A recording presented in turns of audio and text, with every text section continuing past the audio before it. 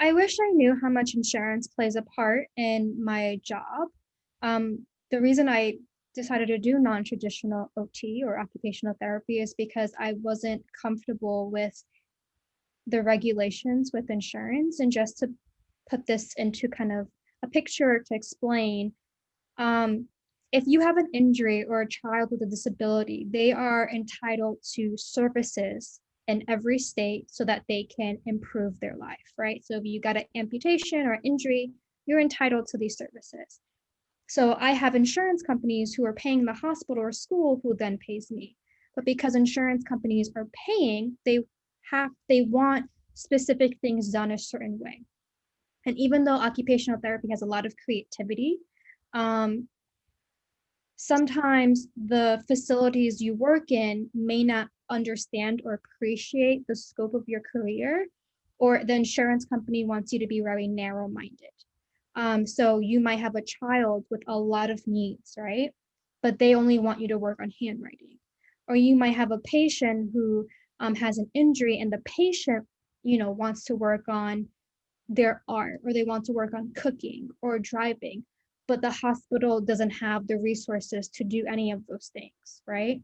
So I wish I would have understood that a little bit better and understood the amount of work it takes to advocate for a more holistic healthcare system and what I would have to do to take my skills and put it in a non-traditional role.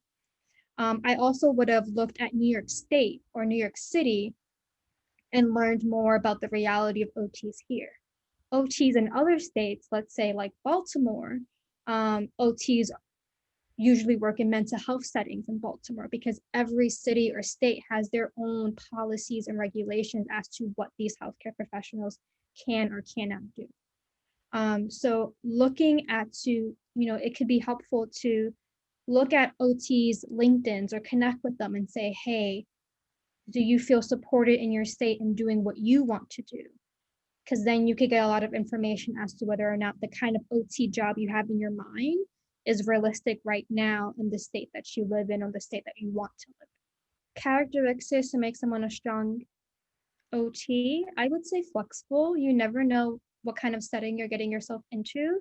And so you have to be flexible in terms of where you work, what materials are provided, how you engage with students.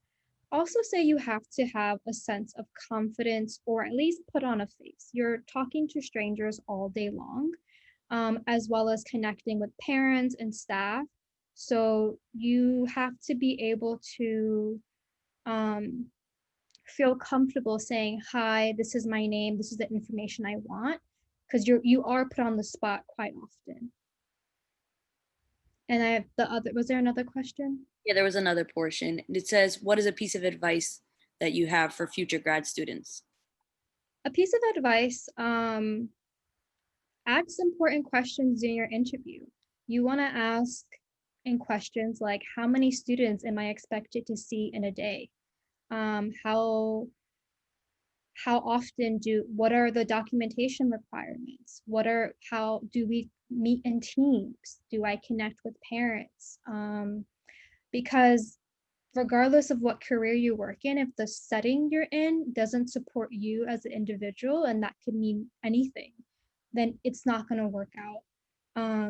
So I could find a traditional OT job that I absolutely love because the setting is ideal. That's just as important. Make sure to check out the My Career tab on the BC Navigator app, where you can track your career progress based on the amount of credits you've earned, stay updated on upcoming events from the Magner Center, and watch our videos for insight and advice on your career field.